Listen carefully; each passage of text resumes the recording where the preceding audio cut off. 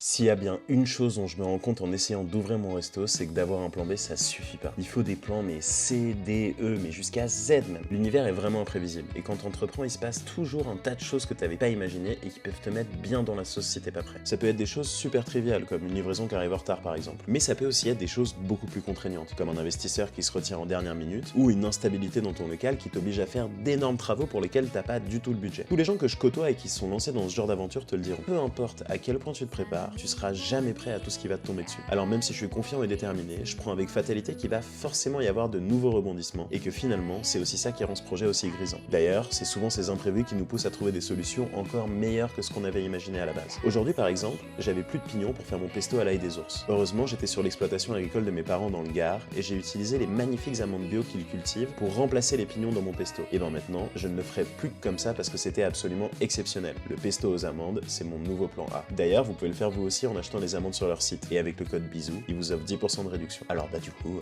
bisous.